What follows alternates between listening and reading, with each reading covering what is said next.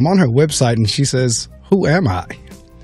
She says, "I am a product of Chicago. I graduated from Chicago's Harlan High School, attended Wilson Junior College, Columbia College, and acquired a BA in marketing from an online university in Idaho. My mother, Sarah, was born to a Part Creek Indian mother and a black father who migrated to Chicago in 1927 from the Buckaloo Mountains of Alabama. My father, Norman, was a first-generation American born to Russian immigrant parents. I am the mother of 2 children. I have written, produced, and directed 3 one-act plays on off-Broadway in New York, including winning the Village Gate One-Act Festival in 1993. I wrote, directed, and produced a 3-city PBS-aired television program called Live from the Warehouse, and wrote, produced, and directed Herb Kent's Dusty Records, a syndicated radio program airing in 22 cities. That's what I'm trying to get to, too, is syndication. Also, I have written 7 novels that are currently listed in or on authorhouse.com, amazon.com, bn.com, bookbaby.com, and xlibris.com. As a testament to my accomplishments, my books are also housed in my high school's library. I have written extensively for Chicago, New York, and Philadelphia publications. I was a publicist for the musical group Kool and the Gang. Oh, JT. All right. Event coordinator for Graham Kerr, The Galloping Gourmet, and have interviewed over 100 celebrities, including the late Grammy Award-winning blues singer B.B. King and the late award-winning photographer Gordon Parks. We're going to have a good time in this interview. I can see that right now.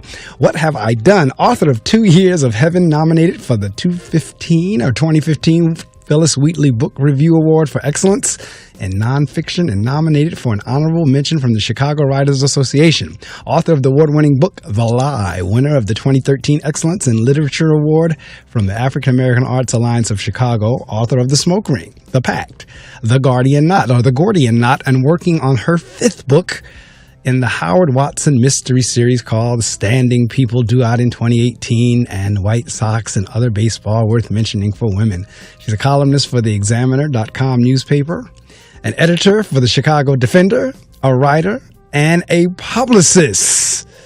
Writer, director. I see Kool and the Gang, and I said, JT, because I talked with JT's sister, his sister Barbara. I know her well. We taught together. We worked together in the same school. So, like I said, we're going to have a good time on this interview. Welcome to the Reading Circle microphones, JoAnn Fastoff. JoAnn, good morning. Good morning, Mark. I'm tired listening to you. Listening audience, as you know, this is an early morning show. We're up early on Saturday mornings, and we're live, even though I do tape it and put it on my YouTube channel for archives, but the show is recorded live. So JoAnn is up early because she's calling out of Chicago, and she's on Central Time, correct? Correct. Okay, so they're an hour behind us. I know when you get into Central, they're an hour. Mountain is 2 hours. Pacific is 3 hours. So depending on where my guest is, kind of determines how early or late it is in their area. Now, if somebody calls me from in London, they're 6 hours ahead of us. So it'll be 1 o'clock in the afternoon there. They're great. But for those that are calling behind our time, it's a little bit early. And as you always hear me say, I am grateful for them rising, taking the time. And I am nonetheless grateful for JoAnn taking the time with me this morning. I tell you, I'm reading that bio, and I said, we got to have some fun in this interview. We got a lot to talk about in terms of just the things that I've read there. And the reason I share the whole bio, JoAnn, is because I want those in the listening audience to be inspired and motivated to say, wow, if JoAnn can do it, maybe let me get up off my butt and I can do something too. It's very true. Very true. So a lot of times my guests will say, you don't have to read the whole thing. No, I like to read it because I want people to see it's doable. But you're going to have to do something. You have to put the time and the work in. Mm-hmm. When I was the publicist for Kool and the Gang, JT was no longer with the group. Oh, okay. That was in the 1992 to 94. Oh, okay. So JT was done by then. Well, his sister Barbara and we were teachers together in the same school. And so, wow. Okay, but it's just the fact that we were with the group. I'm trying to think. There's a couple other members that I knew in the group as well. The saxophone player, I think it was Paul. I think his name was Paul. I forget. He might have been out of there by that time as well. No, I think he was still there. Paul Thomas was still there? Yeah. Okay. I think everybody was with the group except JT. Oh, okay. This is when they had split. So gotcha. It was fun. It was fun. Oh, I'm sure. I am sure. So as I was saying when we were talking a couple of minutes ago, I don't have really a set list of questions. It kind of goes where the spirit takes us, and based on what you say and what I read in your in your bio, what have you, that's kind of where the questions come up. But the one question I do kind of start the ball rolling with, because we want to roll the clock back since you're a writer and author, and you're doing many things. The question would become, where did it all begin? Now, I'm seeing like you gave your roots in terms of your mom being part Creek Indian and your dad, firstborn, the Russian immigrant parents, so forth and so on. Kind of like, where did this all start for you? Well, I was 12, and I wrote and produced and directed my first play in my parents' basement. And I invited all of the kids on my block because then I could charge their parents to come into our basement, and give them Kool-Aid and popcorn. And so I wrote this play called Mystery of the Closed Door, and it was the start. It was 12. And also when I was 12, I submitted a short story to Reader's Digest Young Writers Contest, and I got an honorable mention. Now, we're talking about an honorable mention in 1963, okay? An honorable mention was $5. And wow. $5 was about probably $55 now, right? And my father marched me over to the bank, and I deposited the majority of that, and he said, you can do with the balance whatever you want to, but you're opening a bank account. So that all happened while I was 12. And I guess anybody probably in my family or even, old friends will say, she's always written. Okay, and as a matter of fact, they say, don't say too much to JoAnn because you might find it in the book. So, all right, you're one of those folks, because every now and again I come across people, or maybe I could be wrong. Let me ask the question this way. So did you always know that that's what you wanted to do, like from 12 or whatever it was, from those experiences? Did you know, when I'm an adult, or that question, what are you going to be when you grow up? Did you know that's what I want to be when I grow up? I hoped. I wanted to write. I wanted to work for television and radio and film, and I've done all of those. So it was a dream deferred, because I had children and I had, a couple of husbands.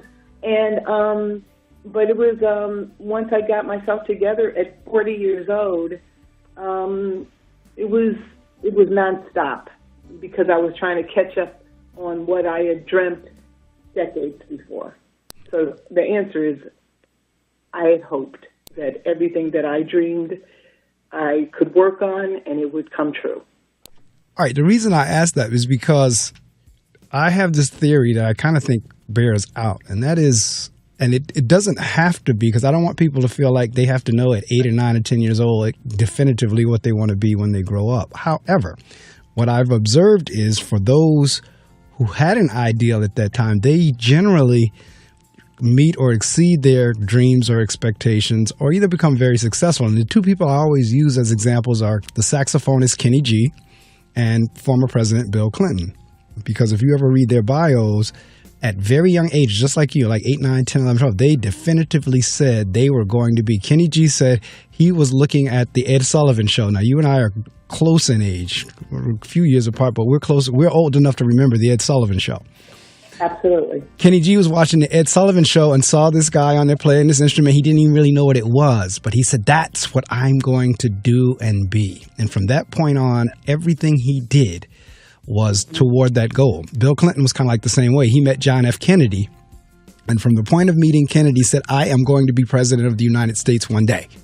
And everything he did, he set forth on his path and goals to get to that. And so I'm saying all that to say, many times when people are young, and I have a feeling maybe you weren't definite about it, you were hopeful, but at the same time, I think you kind of knew at some point in your life you're going to be doing this. I agree. And, I write about in my award winning, I'm going to throw that out. I know that's right. my award-winning mystery series, I write about an FBI agent who deals with global problems that hit America's shores. But I think the John F. Kennedy assassination kind of threw me a curve in the sense that I'm a girl, but I looked at the FBI and I thought they were so professional in what they were doing. I didn't want to be an FBI agent, so I just write about one. Well, I tell you what, I've dealt with former FBI agents, and when I tell you, you know you're dealing with the FBI, you know you're dealing with the, even though they're former. Exactly right. Exactly right. Okay. So there's not anything that they don't know about me. I'm surprised one of my FBI consultants isn't calling me and saying, "JoAnn, don't wear that today." Okay. It's an experience. I have talked to them, been interviewed by them, and so forth and so on. And like I said, this is not even someone that was active. This is somebody that's retired and had their own consultant business, like you just said, consultant. But it's there. I guess it's ingrained. Once you're in that, you're in it. Yeah, and you know, even though I thought Hoover was a pig, I agree. Even though I thought he was a pig, my agent, and who happens to be black, is not inept. He's not comic relief. He's not a sidekick, and he ain't angry. You know, he's a person we know, lives down the street, mows elderly's lawn in the summer, and shovels their snow in the winter. So I think that I have, you know, as I said, I never wanted to be an agent, but I always thought that they were just so wonderful as a law enforcement agency, right. And so that's why I decided I'd write about a black guy that was that. Okay. So that's interesting. So now I'm looking here in the bio as I just read it. We're talking plays. Now that's funny. That was the other thing I wanted to point out. Whenever you said you wrote the plays and you had them in your basement and you charged for popcorn and stuff like that. So you're a little entrepreneur at that point too. You know, I think so. My father always chuckled. As a matter of fact, when he and my mother, they heard all this noise in the basement, they go, "What's going down there?" And they come down to the basement, and there are all these folks that live on our block. And my mother goes, "What is going on?" You know, I go, "Ma, we're in the middle of a play." Okay, it was so. And my father said, "Where did they get that food?" I said, you know. But then when I showed him how much I charged, you know, he was like, "What is this girl doing?"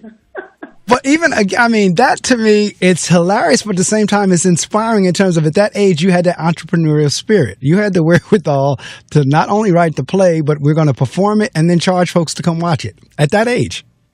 At that age, yeah. Yeah. So again, I'm convinced that the things kind of like we do is, you know, kind of carries over into our adulthood. So it doesn't surprise me that you have the PBS aired television program, you have the books, you have the plays, because you were kind of doing that whenever you were a child.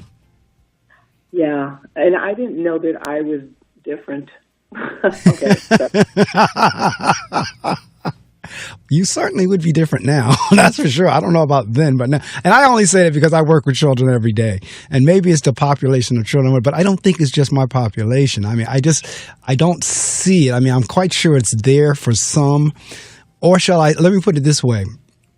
The numbers are probably so small, they would probably be really different. If you thought you were different then, you'd really be different now. Yeah, that's true. Which is sad. It is. That's the point of my commentary. It is very sad because, again, I deal with children every day, and it really causes me to scratch my head and wonder, what are we producing? And at some point, I pray that they get it, which I have the faith to say, yeah, at some point in their lives, they're going to get it. It's just not now. But I'm listening to you that did get it at 12, and that's why it fascinates me that when I come across a child that they do get it at 8, 9, 10, 11, 12, a Kenny G or Bill Clinton or JoAnn Fastoff, I am always like in awe from that. Uh-huh. So what was it like now when you say, all right, now, because you're connected here with, like I just told you, whenever we were talking about Nikki, my objective at some point is to make it to the quote unquote big time, if there is such a thing. All right. But I'm looking at things here like Kool and the Gang, PBS, off-Broadway in New York. So to me, in my mind, that's kind of like, you know, hitting the big time. What is that like? I don't know. Actually, it's off-Broadway. I wish it was off-Broadway, but it was off-Broadway. But the thing is that, I said to myself when I was 40 years old, so that was a couple of decades ago, but I said to myself, am I really a writer? And if I move to New York and I walk through that equity office door, then I should come out a writer. Because, in Chicago, most people, they move from Chicago to be famous or to get that exposure, and then they could come back to Chicago. And it's a hard task, because Chicago's in the middle of the country. It's not L.A., it's not New York. Right. You know what I'm saying? So I moved to New York, and I walk into that equity office, and I go, oh, my God, I see the letters, big, black, bold letters that say equity office. And I'm going, oh, if I walk through that door, I am not going to be the same. I'm going to be whatever the best that I can be. The best measurement of myself is just walking through that door. That's how I felt. So I went in, got the paperwork, and then I came out and I say, oh, my God, I have arrived, and not for anybody else, but for myself. That's right. I have arrived, and there's nothing that I could do from this point on that I would be less than myself, because I set a bar, and I touch that bar, and then the next thing is just a higher bar. And where am I going with this? Higher bar. But the whole point is that it's not, the naysayers were all thrown about. They were on the sideline now. I'm sure. No longer affecting my life. And then it was just from that point on that I did what I was supposed to do, and that was to write. So that's, it's not like it's easy, and it's not like it's really that, when you say you arrive, people have to say, what's the measurement of your success? Right. And I say 7 books. I say an award. But I also say that the encouragement around me has helped me tremendously. God in my life has taught me that nothing is impossible with him. And that's right. That's how I look at it. Okay. That's interesting that you would say the definition in terms of the measurement of success or whatever the standard of the bar is, because you're absolutely right in terms of and that was very that you said for me, it would be 7 books. It would be an award. Many people don't do that. And there's a lot of they used to call them self-help book. Now they all have different titles for it. Professional development, professional growth. They have all different titles for whatever those books are now. But in many of those books that I've read, it says that same thing that you just said. You need to set what your definition of success is and not let someone else define it for you. For many of us, like I was just joking about, the big time is, like you said, L.A., New York, syndication or what have you. I'm going to go back to the syndication thing in a minute. But I mean, it's like, because for me, I guess one could say, because I haven't literally sat down and done what you just said, but I guess if I were to do that, syndication for me, or either, big name or all over, I guess that would be part of my definition of success in this particular field. But that is critical. That is key. I don't know, listening audience, you see that I jumped on that, was the fact that JoAnn said for her measure of success was XXXXX. I'll bet that you probably hit all, if not most, of what you set out. I have. Of course, I'd like more exposure, but I host a program on Wednesday evenings on Facebook Live called Wednesday Cafe. And as you say, what I do is I try to give back. So my program deals with how to write the secondary character, how to write the bad guy, how to write stuff better, and not so much grammatically or formatting. It is about how do you find these characters? What's the difference? What's a backstory? And wannabe writers and first-time writers, they don't know any of these things, and I am their shortcut to knowing this, okay? I think that there's a lot of things that you just cannot shortcut. Right. And one is experience. You have to have experience, and you have to fail, because then you know what success is what it tastes like, because all of us know what failure looks like, but are we afraid of success? And so part of my Wednesday Cafe is, how to get past all of that. So that kind of exposure has really helped me, and I think that's the one thing that I'm learning to attain. And through the people that are around me that deal with encouragement, it's working. That's you and me both in terms of exposure, because I've actually been behind this microphone for 18 years now. It started in 2001. And so it's just, and you're right, over time and experience, it has built. I mean, I was able to meet the Nikki Woods of the world, over that time frame. And Mm-hmm. it is a process. And like you said, you have to be willing to fail as well as learn from the failure and keep moving. And I'm looking here again in your bio, because clearly the writing part is the passion, but I'm seeing the public relations or the publicist piece kind of shine through in different areas as well. What people really don't realize is all of that is kind of connected. And in terms of, I for one, I love to do multiple things. There are some people that can go one track and they stay, and I'm not mad at that. There's nothing wrong with that if that's the way you are. But I, for one, kind of like the Renaissance people, like what I'm reading with you. But it's still a connection there. So talk a little bit how your writing is your passion, but I'm seeing here publicists, Kool and the Gang, Dusty Records, Herb Kent's Dusty Records, so forth and so on. Talk a little bit about that, where it fits in. Okay, well, the foundation is still writing. And I was able to interview all of the musicians in Kool and the Gang and write an article about them in, I forgot the name of the magazine, but it comes out of New Jersey, because I lived in West New York, New Jersey for a year, okay? And so I wrote an article based on each person in the gang, and then I was working for Seagram on Park Avenue at the time, and I was able to, through my writing, attach Kool and the Gang on a 10-city tour with Seagram. It was the Martell Art of Harmony series. So they were able to perform in the various cities, and at the same time working for Graham Kerr, the Galloping Gourmet. Right.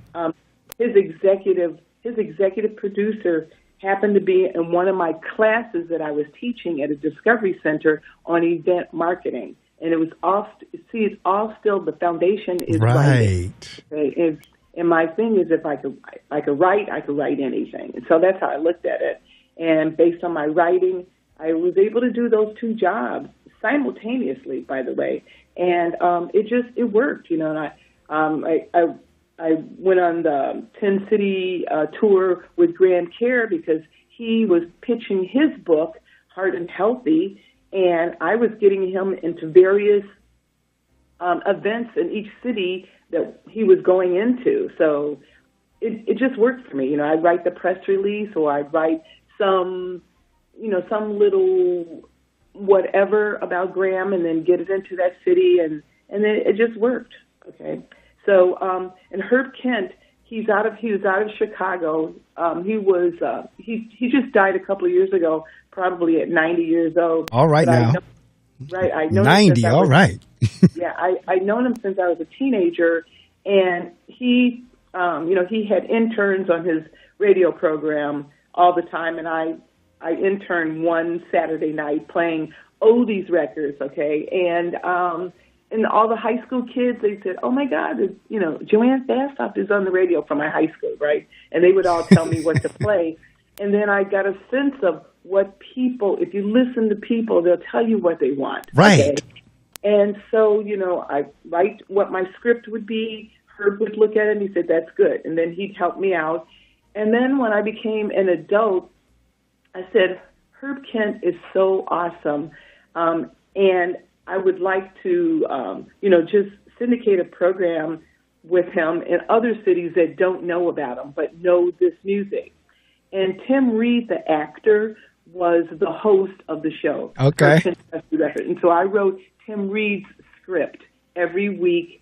I do 4 scripts a month and send it to Tim, and Tim would go into the studio. He'd do his part of the hosting, and then Herb Kent would come at the time I was living in Colorado. And Herb Kent would come to Colorado, and he'd do 4 shows. And then it was awesome. It was awesome. And that was, oh, my God, was that a dream come true? Right? I'm sure. But the basis is that I could write. That's the foundation. But see, I'm hearing you throw out names like Tim Reed. I see B.B. King on there, like you just said, Graham Kerr and Kool and Gang, so on and so on. So apparently you're in the midst of these folks. And B.B. King, the most awesome person ever, because he taught me how to interview, because he interviewed me. And his thing was, you know what, don't go for the obvious. He said, don't ask me, don't ask me why the thrill is gone. Right. He said, ask me why I sing the blues. And I said, oh, wow. He taught me a lot about interviewing. So. That's funny, because I believe that's the title of one of his songs, of Why I Sing the Blues. That's all right. So same thing as Thrill is Gone or what have you. Did he have Lucille with him? No, and he said that, asking about Lucille, everybody knows about Lucille, but he said, but ask him not so much why I named the guitar Lucille, but how it came to be named Lucille. Okay. So he says that's a different story. Okay. That's right. And I'm seeing Gordon Parks here. I've seen his work all over Ebony Magazine and all over the place. So Gordon Parks, Ebony's right there out of Chicago as well. So, but I mean, you like I said, you've been around some those that in my mind, made it. You've been around them. And so that couldn't help but to, push you forward. And I keep hearing you talk about the age of 40, and I laugh because whenever I turned 40, I started saying life begins at 40, and then at each 0 year, so when I turned 50, I said life begins at 50. In a couple of years, when I turn 60, I'm going to say life begins at 60. So, so when I hear you talk about the 40, it's like, you're absolutely right. And I'm saying this, listening audience, it's never too late. And as you heard JoAnn say, in terms of gaining the experience, this is something that she started whenever she was like 10, 11, 12, that really kind of kicked into gear at 40. I was always writing. I just wasn't publishing. But when I was 40 is when I was first published. So that's what I have to say. Right, but you didn't quit along the way. No. You were always still in that vein. Correct. So, all right, let's shift gears a little bit and talk about some of your books. I think you kind of led into it a little bit, or you hinted at it when we were talking about the FBI agent. But let's talk about, let's see, I got Author of the Smoke Ring. We have the Gordian Knot, the Pact. You got your mystery series. So let's talk a little bit about each one. I don't want you to give the whole thing away because I want the listening audience to go out and purchase the books. So I want you to whet their appetite for each one and kind of what the synopsis or what it's all about. And then listening audience, we can fill up your library by listening to our various authors on Saturday morning. So you know the drill, hear about it, and hopefully we pique your interest, and then you order it online or go to your bookstore or whatever. Okay, so the Howard Watson mystery series, there's 5 books in them, and it began with the Gordian Knot. And Howard Watson is an FBI agent. He's a supervising agent in charge of a Washington, D.C. unit, and he deals with illegal arms, and he's fluent in Russian, and he's married to an attorney wife, and he has 3 great sons. He's not perfect, but he's perfect for our times. I like to say he is a cross between Easy Rollins and Alex Cross. So Easy Rollins of the Walter Mosley series and Alex Cross of the James Patterson series. Right. Okay. And I like him. He didn't show up in my first book, The Gordian Knot, until the last half of the book. And then I liked him. I liked the character. And then I decided that, wow, I'm going to have a second book. Oh, my God. Okay, that's how I thought. And the Gordian Knot came to me in a dream. It was the premise came to me in a dream, and I woke up in the middle of the night, and the then husband said, "What are you doing?" And I go, "Don't stop me, don't stop me." So I wrote like 20 pages of this premise, all right? Now, I knew how the book started, and I knew how it ended, but that muddled middle took me about 3 years to write, okay? And I'll say, when people ask me, how long did it take you to write that book? I said, no, it's how long did it take me to finish it?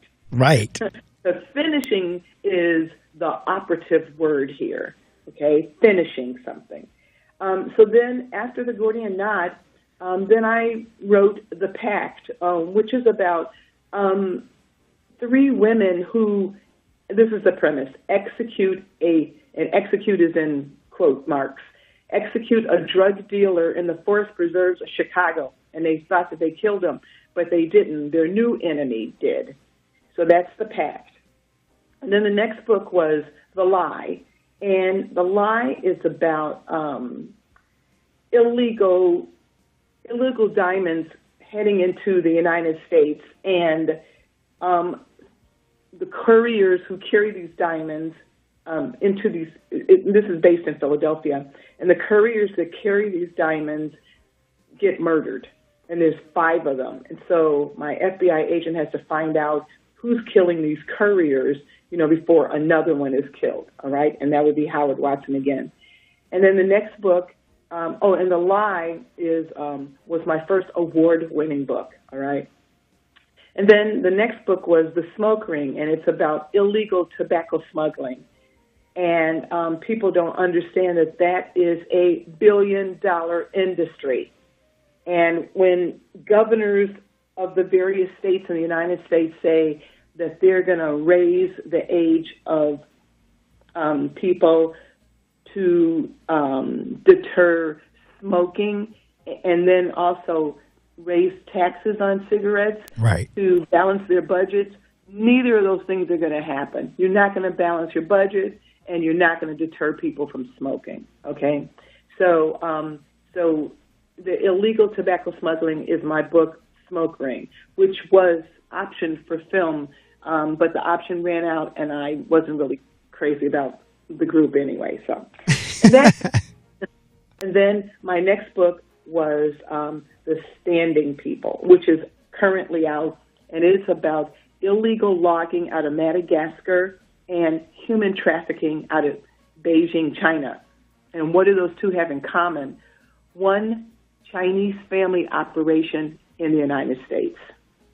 So those are the 5 Howard Watson books. So I deal with global problems that hit America's shores, and I really try to make sure that people understand that some of the consumers, some of the things that we buy impact other people negatively in other countries, and we don't recognize that. Wow. Because when you're cutting down rosewood trees in Madagascar, and you're making guitars in the United States out of them, you are killing somebody's livelihood, okay?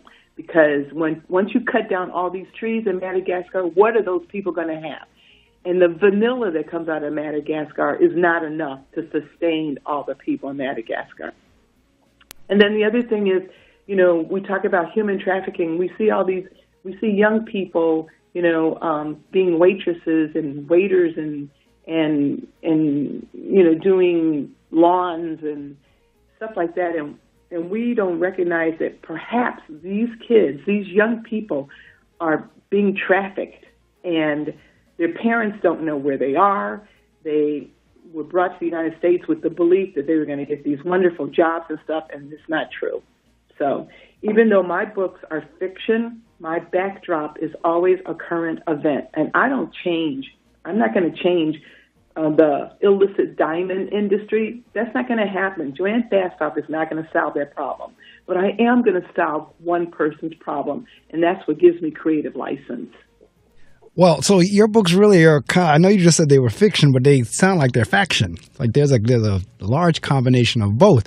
And that would kind of generate my next question in terms of, and I know you said one of the books, the first one came through in a dream.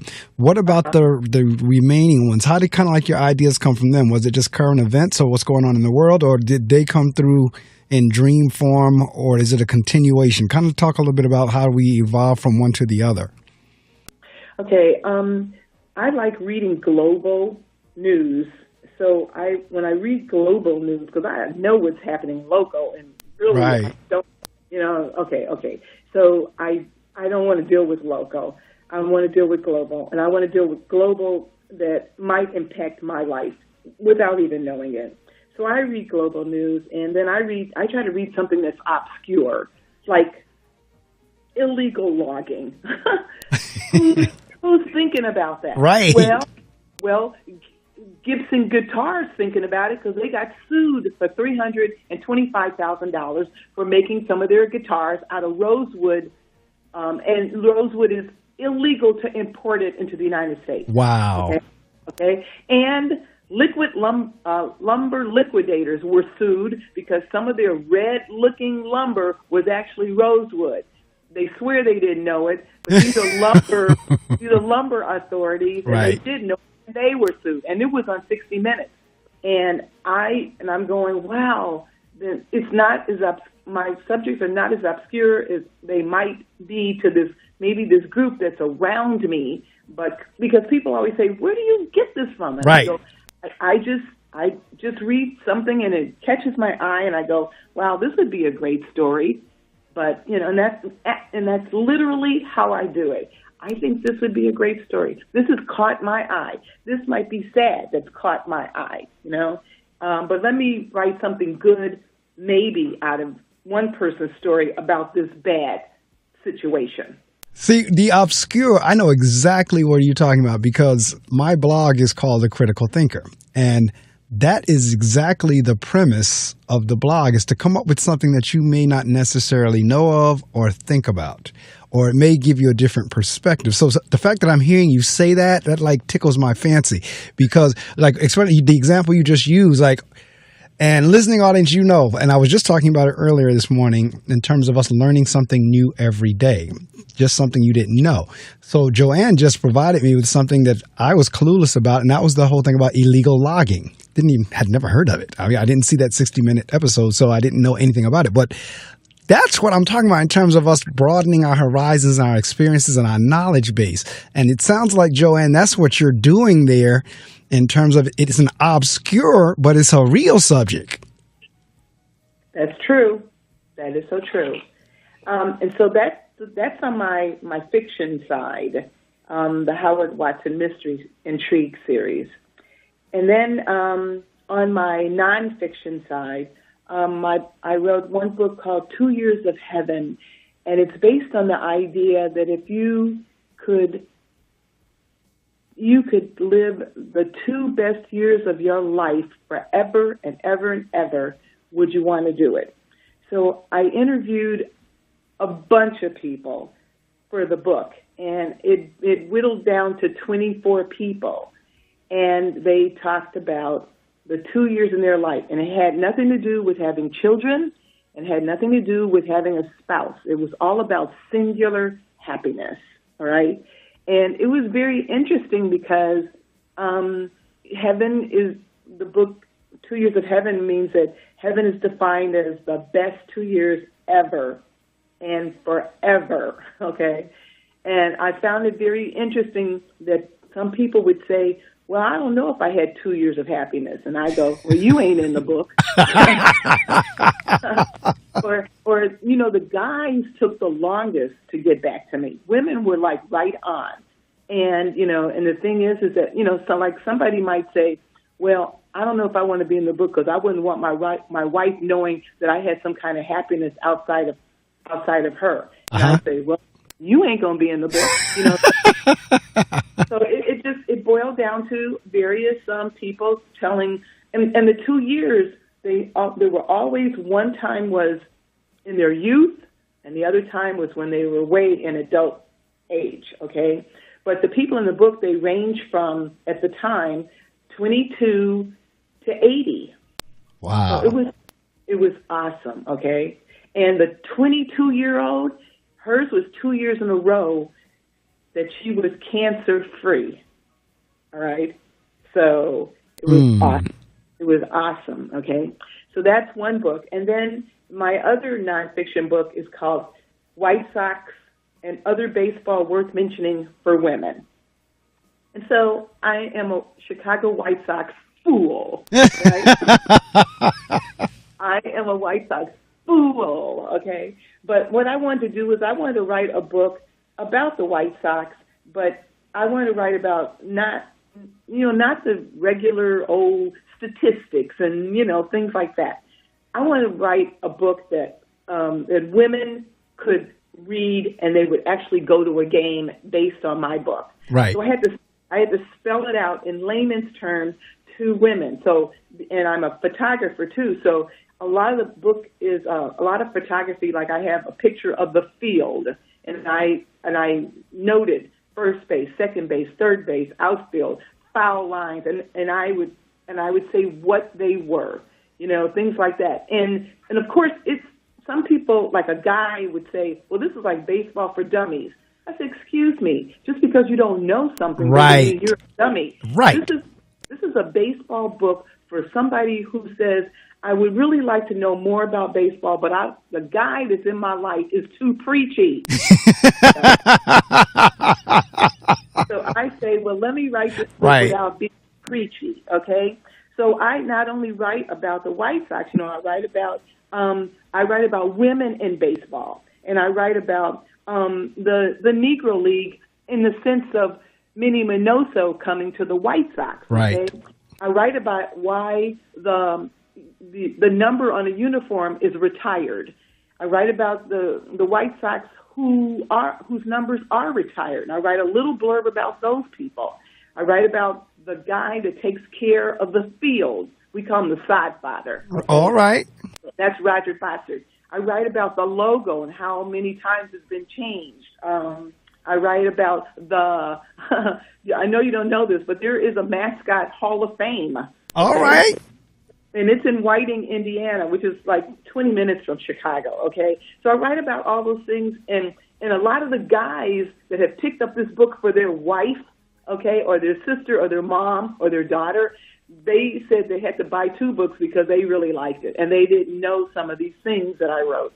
Starting with the man that thinks he's my husband, he said, he's a White Sox fool too.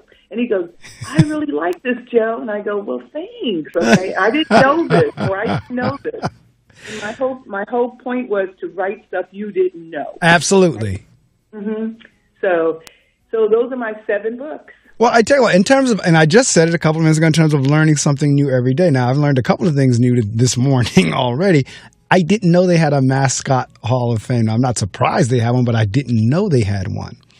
That's right. And in terms of what you were saying about, why you put the book together for women, folks don't know what they don't know. I mean, male or female, you don't know what you don't know. So if you're not familiar with the game, we can't take for granted everybody know what baseball is.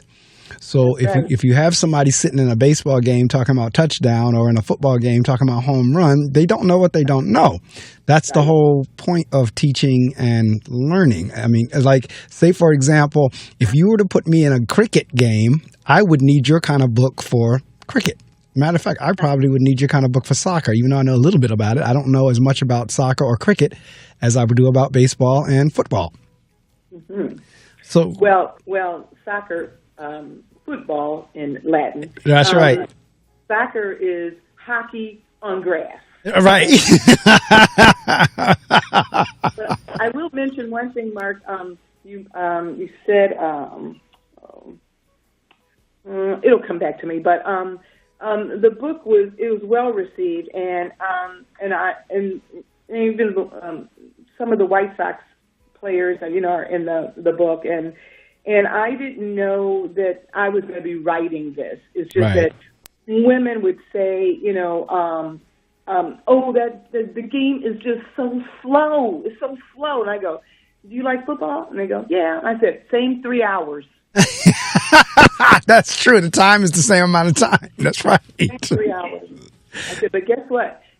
In a baseball game, I bet you, and I bet you that you will talk to whoever you're with more at a baseball game than you will at a football game. Right. Okay, same 3 hours. It depends on how you use it. Absolutely. And interestingly enough, you mentioned the Negro Leagues, because yesterday I wore to my school, I have a Negro Leagues jersey, the Kansas City Monarchs. Number 5 was Jackie Robinson's number whenever he was with the Kansas City Monarchs. And someone asked me, the lady walked up on, she said, what fraternity or sorority is that? And I said, it's neither. I said, it's actually a Negro League jersey, and the K and the C stands for Kansas City. Mm-hmm. And I said, it's from the Negro Leagues. And at that point, she was like, oh, my God, you're right. I'm going to go look that up and teach that to my kids over the weekend. So, again, folks don't know what. Matter of fact, she said, when you see them on Tuesday, ask them. And I said, I will. When I see them in the building, I'm going to ask them. I have a Chicago American Giants baseball cap, and people think that it's the Bears. Right. And sometimes they think that it's who else is Cincinnati? They think it's Cincinnati Reds baseball. Right. And I go, this is Chicago American Giants. And I go, ow. And see, and that's another thing about my baseball book is that one of the reasons why I love the White Sox is because the Negro League World Series was played in Comiskey. In Comiskey. That's right. Not Wrigley Field, where the Cubs That's right. But at Comiskey Park, okay? And I'm going, from a long time ago, we welcome Negroes. You see what I'm saying? That's right. And that's another thing that I loved about the White Sox, okay? So absolutely. So now we talked a little bit about you've been writing all the time, but you made it very clear that the publishing started at 40. But for me, I mean, the fact that you did plays in your basement, that classified you to me as published. But in terms of what was that feeling or experience like for you now that you went from just I'm writing my material, now I'm published? What was that like for you? Oh, God, what an awesome experience. So when my first book, The Gordian Knot, when I got the information from the Vantage Press that congratulations, we've accepted your manuscript, The Gordian Knot, I was over the moon, okay? And so then when they sent me 50 free books, right, because the rest of my books went into the border stores. And so they sent me 50 free books. And when that box arrived, I put my book on a shelf. So when I woke up, it was in my face. And then that way I knew that it wasn't a dream. So when I woke up, and there was the Gordian Knot staring at me, I was like, oh, my God, I'm going to just scream and scream and scream and scream, okay? That was so awesome. And then it was about maybe a month later that I had one of my most horrible days. My divorce was final. Someone had broken into my car. And then it was just, I'm going, can this day be worse? So I walk into the border store, and what greets me, it says new releases, and there was my book. Wow. And I'm going, oh, my God. So whatever happened was just stuff. Right. Because, see, that is, I told you, I don't have pat questions. I don't have a list, if you will. But the beginning question, and somewhere along the line, I worked in this question about that feeling. And you did your best as you could, as every other author and artist has done, to try to describe it in words. And to be honest with you, there are no words to describe what that feeling is like. And the reason I know what it's like is because the music that I'm playing in the background are original creation CDs. I have 2 jazz CDs that I've released over the years. And exactly what you said, when that box come to your house with the title of your work on it, with your byline, by JoAnn Fastoff. The only other thing I think this gets close to, because the only other thing that surpasses that in my mind is actually when a female or when a woman gives birth. That's the only other experience that I think, to me, surpasses what it feels like whenever work you've done, whether it's in writing or in music or acting or whatever, you have an opportunity to receive it and see it. Because like you said, until it materializes, as you're working on it, you may have visualizations, you may have imagination, but until it's tangible and in your hands and you're looking back on it saying, oh my God, this is real. It is just... That is the truth. And I do have 2 kids and well, 2 adults now. Right. And that is a euphoric moment. And you're right. I can't describe it. But writing this book was giving birth. Yes. And it took a long time, and it wasn't easy. And I guess if it was easy, everybody could do it. Right. But the thing is that it was it's just a moment that I would relive forever and ever and ever and ever. That would be part of your 2 years of heaven. but in all seriousness, listening artists, and you've heard me because I do generally get to that question, and I have yet to have anyone who could adequately put it in words, because as I said, I don't know if there are words that could describe what it's like to get a box of books with your name on it, The Gordian Knot by JoAnn Fastoff. Mm-hmm. Your cover design and everything. Like, it's because for me, when I opened up my box of musical CDs, and I did the same thing, JoAnn, I was running around the house yelling and hollering. It was the same way. So I know exactly what you're trying to describe because I can't describe it either. Have you ever picked up any of your books and reread through them and say, I don't even remember writing that. Oh my God, this came through me.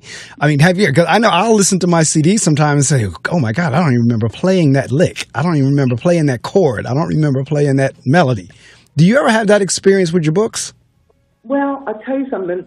Because they're not my mystery series, they're not sequels, but they have the same characters in them, which makes them a series. So when I'm writing, like in The Standing People, and I'm going to write something about Howard's son, I got to remember, what did I say about him in The Gordian Knot? What did I say about him maybe in The Smoke Ring? I got to go back and make sure that there's continuity there.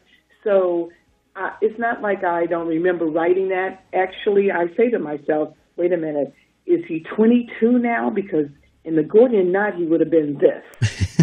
And I don't want to insult any of my readers' intelligence by, and they'll say, wait a minute, that's not what she said in The Gordian Knot, whatever. So for me, I always remember what I wrote because I have to refer to it most of the time when I'm writing the next book, depending on the character that I'm writing. So, if I'm writing about, the Standing People, that's a Native American term for trees. Okay. So if I'm writing about that, I'm going, I got to make sure that this particular character that I'm going to write about this time, that's one of Howard's colleagues, how did I describe him in the Pact? Do you know what I'm saying? Right. So I'm always pretty much referring to my book. So it's not like I don't remember that I wrote that. So for me, that would be a little different, okay? But your music, is not a sequel or it's not a series. Right. So you're always doing something new and different. I'm doing something different, but it might not be so new, okay? Interesting distinguishment. Interesting point. Yeah. And since you're on characters, talk to me a little bit about character development. I mean, because I've had so many over the years of folks, how they describe, how they develop. Some people live with them, they sleep with them, they eat with them, they talk to them, and other people are kind of like, no, that's not my experience. When you're developing your characters, what comes about? How do you do that? Okay, so I have these 4 literary heroes. So number 1 is Nancy Drew, okay? So and her books are whimsical, and I love whimsy. Right. Even in drama, because I write, how do you inject humor even in a drama situation? So she taught Carolyn King, and there's 5 Carolyn Kings, as a matter of fact. So Carolyn King taught me about whimsy. And my second hero was Shakespeare. And Shakespeare taught me that you don't have to write 300 pages to have a good story. So my books are usually 150 pages, okay? And my third hero is James Baldwin, who taught me how to describe a character that you know what that character looks like, even down to the freckles.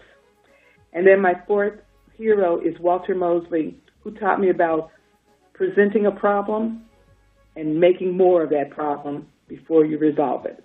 So when I use those 4 people and I'm setting up a character, I want you to know what that character looks like, I want you to know what the character that has to go through to have resolution. I want some little whimsical statement made so that character is a human. And the story doesn't have to be that long because I write for busy people. And, and that's a good point in terms of what you just said about, because a lot of people think in order to write a book, it has to be like a dissertation. It has to be like, War and Peace, Peace and War, whatever that book is. It has to be like this long, and it doesn't. And the thing is that War and Peace lasted at least that length of that war. That's right. I mean, it's like they wrote every single day of that war. That's absolutely right.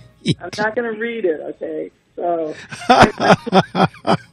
but I like to, I think that I write characters where you know them, where you say, oh my God, was she talking about so-and-so? No, I'm talking about a conglomeration or a gel, a gleaning of ideas from different people to make that one, okay? Right. Because Howard Watson is not anybody that I know. He's just somebody he's a combination of people I do know, a combination of a lot of men that I do know, and also, he's not perfect, but he's wonderful. He's a guy. He's a guy, and he's a husband, and he's a great husband, and he's a great father, and he's a great colleague. And he has his faults, like all of us. But I don't have to, expound on those faults. Right. I have to do that. I just want you to see how smart he is by how he works his case, and by how he has the support from the people that work for him. And so then one of Howard's main running buddies is Tim Yamamoto, and Tim is black and Japanese.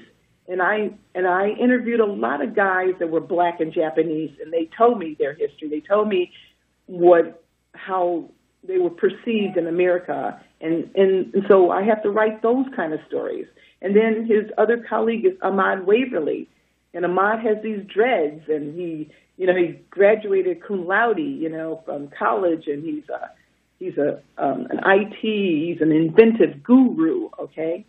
And so I write these things, but then I also write a woman FBI agent, and she's not trying to be a man. She's just trying to be she's trying to maintain her womanness in a man's world, but she's doing it and getting the respect of her colleagues because she is doing it, and things like that. Absolutely. And then a woman who might be a bad guy in the book. I'm always going to write a backstory for any bad guy in my book, because people don't come out of the womb bad. They learn bad, okay? They learn bad because it's all around them, and they succumb to that. And so that's what I try to do, is I try to make sure that when you left this book, you left some people that you know, and then you want to read another book to say, are you going to bring him back? Are you going to bring her back? She died. I don't think so. Okay,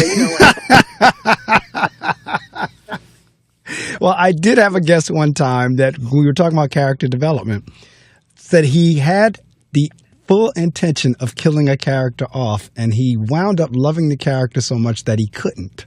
So he had to redo the whole thing to make sure that character either did come back or either stayed in the book or what have you. So and now the book you were just described, that was Gordian Knot? Or was that any of them? That was any of them. Okay. But the thing is that if a person dies in one of my Howard Watson books, it's because they're supposed to, okay? And if they go to jail, they're supposed to. Regardless if we like them or not, we can't condone what they've done, okay? And so then what you do is you pray for their future to be better, okay? Or, you say, well, that person's demons has left them now. Right. You look at it like that? Mm-hmm. So, all right, we've come down to near the end of our time. I've had a wonderful time talking with you. And I'm going to ask you this last question before I allow you to promote, that has nothing to do with your book. The fact that you're in Chicago, and that's where President Obama was prior to his becoming president of the United States. Did you ever run into the Obamas, or were they around town in Chicago? Okay, well, I live in the neighborhood that the Obamas live in, Hyde Park. Okay. We always knew when the Obamas were coming to town because they'd be barricading all these streets that we have to get through. Yeah. I know. Let me see. The church that Obama went to, I know the pastor that was there, Jeremiah Wright, as well as the current pastor, Otis Moss III. I know both of them. And then I know the Obama, prior to him going to Washington, to the White House, was in Chicago. That's where he was doing his community service work, community. What are they? Community organizer. That's it. That's right. He was the community organizer out there. So when I was just reading through talking about Chicago, I said, let me see if she's come across the Obama's path. But in any event, we're down to the end of our chat. I've had a blast. And so at this point, what I do is I turn the mic off and I give my guests the opportunity to promote in terms of book signings, how they can reach you, your websites, where the books can you download them on Amazon? Are they in e-reader format? So you can say anything at this point with the exception of a dollar amount, because at that point, folks can kind of work that out with you when they get in touch with you. But anything with the exception of a price, I'm going to shut the mic off and the time for you to promote is yours.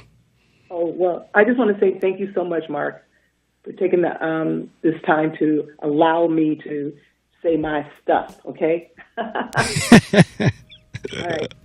My books can be purchased on Amazon, Author House, Book Baby, and Barnes & Noble, all.com. And you can also go on my website, which is JoAnnFastoff.com. There's also, I have a free handout. It's called bit.ly/write-stuff-better. And let's see, I host a weekly Wednesday Facebook Live program called Wednesday Cafe. It's at 7 p.m. Chicago time, so 8 p.m. Eastern time, and 5 p.m. West Coast. All of my books are for sale. That's right. I hear you. No, that's right. I also author a blog. Actually, Howard Watson authors a blog. My character authors a blog. It's called Howard Watson Intrigue. So next week, I'm going to be on an author panel with 3 other award-winning writers. One's a screenwriter, one's fiction, and one's a science fiction, and the other one's a memoirist. So it's 4 different authors, 4 different opinions, all award-winning, and that's in Chicago. But it will be part of the show, part of that live will be on my Wednesday Cafe. So if you go to facebook.com/jfastoff, then you definitely can tune into my program every Wednesday. It's a lively program, and viewers can ask me questions about writing, and I try my best to answer them, just like you do. All right. Well, it has been a pleasure speaking with you this morning. Inspirational, motivational, educational, all of the above, and then some. Make sure when you talk to Nikki, tell her I said thank you. I'll be interfacing with her on either LinkedIn or email or text or something. But as always, like I told you earlier, if Nikki rings my phone, or if Nikki texts me or hits me up on social media and she says, I have this guest, it's kind of like an automatic pass. And because every guest, we were talking about reputation, every guest Nikki has ever recommended for me, they've hit it out of the park. Speaking baseball terms, they hit the home run. So had a wonderful time chatting with you. And your book are in e-reader forms? Yes, they're on Kindle and Nook. Good, great. Because before the day ends, the one most likely, let me see, the FBI agent is the Gordian Knot. There was one there was a couple of them that really piqued my curiosity. I think the murder one about the execution and all of that. That's the Pact. That's the Pact. Okay. All of my books have the premises written. Especially if you go to Amazon.com, you'll read all the premises. Okay. So before the day is out, you don't necessarily have to read them in order because they're not sequels. Okay. But I always suggest to people if they want to know Howard Watson, they might want to start with the Gordian Knot. Okay, so probably before the day is over. Matter of fact, before the day is over, I will have downloaded the Gordian Knot because all of my books are in my iPad. And I didn't think I was going to like that because I've been reading, like that's been my passion since I was a child. And I have books upon books in terms of hard copy, hardcover, and paperback. But then whenever I was able to download them into my iPad, because my iPad goes wherever I go, so I have nearly 300 books in my iPad. And so before the day is over, I will have downloaded the Gordian Knot. Well, I certainly appreciate it. And again, I appreciate you taking this time with me. I'll be back in touch with Nikki. And again, we'll be in touch because I do, and I'm backed up right now. I'll tell you that. This will be my 4th week that I didn't upload the shows to YouTube, so I have now 4 to do instead of 1 because I'm backed up. But I do record the shows. I put them up on my YouTube channel as archives for those who did not want to rise early with us. And I also send you or either Nikki an MP3 link too that you can do whatever you want with it. You can share it, put it up on your website, whatever you want to do with it is yours once I release it to you. Awesome. All right. Okay. Okay. Well, I'll tell you what, enjoy. I mean, I don't know if you want to go back and take a nap or whatever it is you want to do now that you're up, but enjoy whatever's left of your day in the Memorial Day weekend. Now I'm going to try to wake up my husband and see if he'll make me breakfast. Tell him that sounds good. All right. Have a wonderful day. It was lovely talking to you. Thank you. Same here. We'll be as a matter of fact, you're on LinkedIn, right?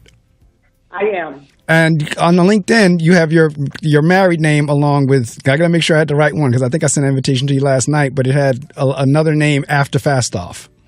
JoAnn Fastoff Blackman. That's the one. Okay, I got the right one. And I just started a group in LinkedIn. It's called, let's see, Major Contract and Media Network Bound. Something like a Major Contract and Network Media Bound, something along those lines. I'm going to invite you to be in that group because the premise of the group is for those of us who are aspiring to connect with people who have made it.